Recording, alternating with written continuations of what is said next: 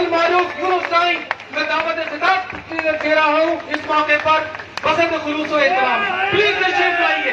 Put your hands together.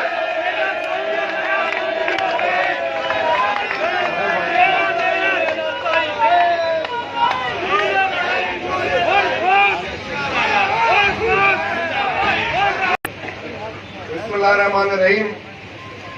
میرے قابل احترام پریس کے جو ممبرز ہیں، عہدیداران ہیں، اور میرے اسٹیج پہ بریگیڈیئر حارث نواز صاحب، صفدر عباسی صاحب، اور میرے صفدر بھائی صاحب، سردار رحیم صاحب، ہمارے شیخ صاحب اور شر صاحب ہمارے بیرسٹر، اور آپ سب قابل احترام میرے ادھر دوست اس پنڈال میں، اور خواتین میری بہنیں، السلام علیکم. جیسے آپ کو پتا ہے کہ ڈیفنس ڈے ہم لوگ منانے کے لیے آج پریس کلب میں حاضر ہوئے. آپ سب کی ہماری شرکت یہ واضح کرتی ہے کہ ہم لوگ محب وطن پاکستانی ہیں، اور ہم لوگوں کو پاکستان کے علاوہ اور کوئی چیز نظر نہیں آتی. اور جو میلی آنکھ سے پاکستان کو دیکھے گا تو اس کا اثر بھی وہی ہوگا جو ایک دشمن کا ہونا چاہیے. 6 ستمبر ہم سب کو ہمیشہ یاد رہے گی، کیونکہ ہم لوگوں کی فوج بہت کم تھی، اور ہندوستان کی فوج نے جیسے پنجاب پہ قابض ہونے کی کوشش کی، اور ہماری کم فوج نمبروں میں ہوتے ہوئے بھی باقاعدہ اس جذبے سے، ایمان سے آگے بڑھ کے ان کو پیچھے دھکیل دیا، اس کی مثال ملتی نہیں ہے. اسی طریقے سے سندھ صوبے کے اندر عمر کوٹ سے لے کر رنگ آف کچھ تک فوج، اور خاص طور پہ ہمارے ہر جماعت کے جو 65,000 رضاکارہ طور پہ پیر صاحب کے حکم پہ باقاعدہ اپنا جان ہتھیلی پہ لے کے گئے اس ملک کی بقا سلامتی دفاع کے لیے، ان کو بھی خراج تحسین سب کو ہم پیش کرنا چاہتے ہیں. ہم سب کو ایک چیز ہمیشہ یاد رکھنی پڑے گی کہ یہ فیڈریشن ہے، اور اس فیڈریشن کی مضبوطی اکٹھا رکھنے کے لیے ہم لوگوں کی فوج بہت اہم کردار ادا کرتی ہے، اور وہ کردار تب ادا ہوگا جب وہ مضبوط رہے گی. تو ہماری تو ہمیشہ خواہش رہی ہے کہ یہ فیڈریشن مضبوط رہے، فوج مضبوط رہے، اور اسی جذبے کے ساتھ آج ہم سب اکٹھا ہیں. میرا واسطہ بریگیڈیئر حارث نواز صاحب سے پرانا ہے، اور میں ان کا بھی شکریہ اس لیے ادا کرتا ہوں کہ یہ ہمیشہ ہمارے ساتھ شارٹ نوٹس پہ آیا جایا کرتے تھے، اور البتہ ہم لوگوں کے کافی پروگراموں میں بھی ساتھ تھے. ہمیں ایک چیز آپس میں آج طے کرنی ہوگی اور دوستوں تک پہنچانی ہوگی کہ ہم نے یہ واضح کرنا ہے کہ دیکھو، دشمن جو ہے وہ سب سے پہلے آپ کی جو ڈیفنس ہے اس کو کمزور کرنے کے لیے میڈیا استعمال کرتا ہے، اور غیر یقینی کیفیت پیدا کرنے کی کوشش کرتا ہے. تو ہم خام کا کان اس کی طرف نہ دھرائیں اور اس کو نہ ہم ذہن میں رکھیں.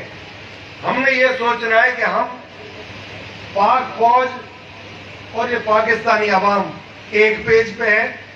اس ملک کے لیے، اس ملک کی بقا سلامتی کے لیے سنجیدگی کے ساتھ ایک ہی آواز ہوگی، اور جو دشمن ہے اور داغی ہیں جنہوں نے فوج کو بدنام کیا ہے، وہ آپ دیکھیں گے آہستہ آہستہ کھلتے چلے جائیں گے. ان میں اہم عہدوں پہ بھی کافی لوگ بیٹھے جنہوں نے پاک فوج کو سامنے لیا کے اور ڈھال کی طرح استعمال کرنا شروع کر دیا. تو یہ تھنک ٹینک جو ہے ہماری، اس کو سوچنا پڑے گا کہ ہمیں کس نے اتنے وقت کے بعد ڈھال بنا کے سامنے لے آیا عوام کے، اور عوام کے دلوں کے اندر ہم لوگوں کے لیے غلط فہمیاں پیدا کر رہے ہیں. تو میں کوشش آج آپ کے سامنے یہی کروں گا کہ ہماری اور پاک فوج کی ایک ہی روح ہے، ایک ہی دھڑ ہے. پاکستان اگر آج مضبوط ہے تو پاک فوج کی وجہ سے، اور آپ پاکستانی محب وطنوں کی وجہ سے. اس کو تا قیامت تک رہنا ہے.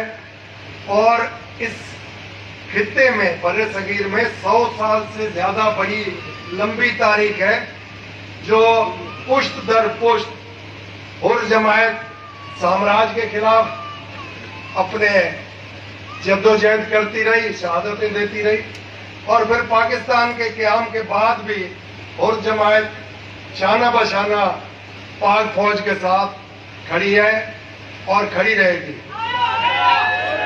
ہم لوگوں کو منظم ہونا پڑے گا اپنے صفوں میں.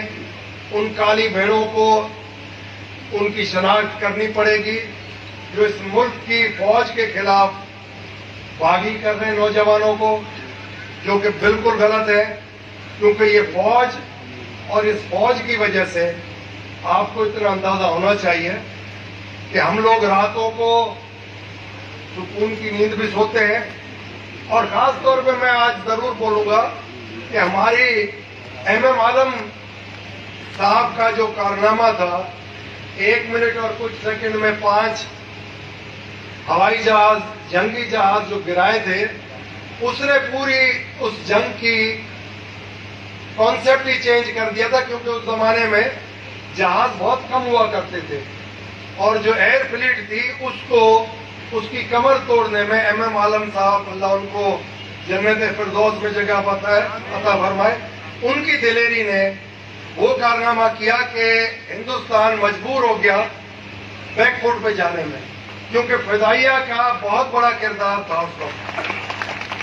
اور اب بھی آپ دیکھیں گے کہ جو آپ کے فضائیہ کا کردار ہے، پچھلے سال آپ نے دیکھا تھا وہ جو مچھو تھا، اس کا کیا نام تھا، ابھینندن، اس کو جو انہوں نے ادھر گرا کے اور پھر واپس سپرد کیا ہندوستان کے. تو آپ کا فضائیہ کا کردار بھی ماشاءاللہ بہت عروج پہ ہے، اور ان کا ایک معیار بھی پوری دنیا میں آپ اگر دیکھیں تو 1-2 نمبر میں ہی آئے گا.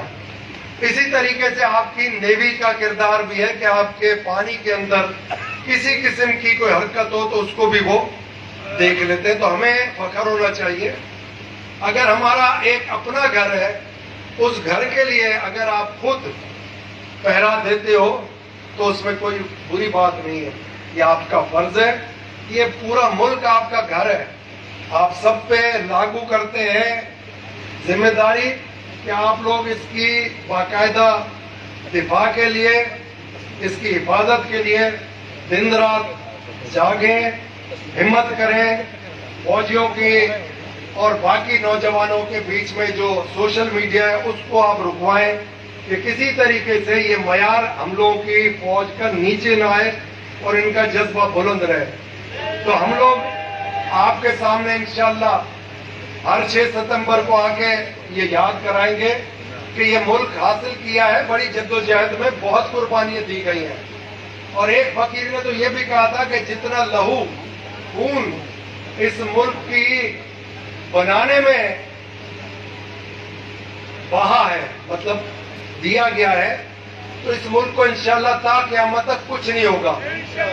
تو یہ ملک انشاءاللہ ایسے ہی چمکتا رہے گا، چاند ستارہ اس ہرے اور سفید پرچم کو کبھی کوئی نیچے نہیں گرنے دے گا.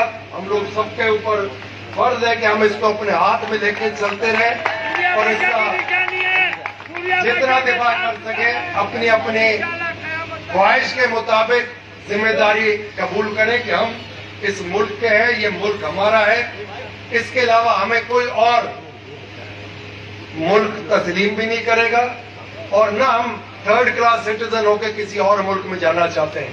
یہی جگہ ہے، ادھر ہی جیئیں گے، ادھر ہی مریں گے، اور ہم لوگوں کی 8 پشتیں ادھر گزر گئی ہیں. یہ نہیں کہ کل کی کوئی ہماری تاریخ ہے. تو بڑے بڑے عہدوں پہ وہ لوگ بیٹھے ہیں جن کی کوئی تاریخ نہیں ہے, اور گھر وہ لوگ بیٹھے ہیں جن کی ہمیشہ سے ایک تاریخ ہے. تو عوام اور فوج کے بیچ میں دوریاں بالکل نہیں ہونی چاہیے. یہ ہماری دعا بھی ہے.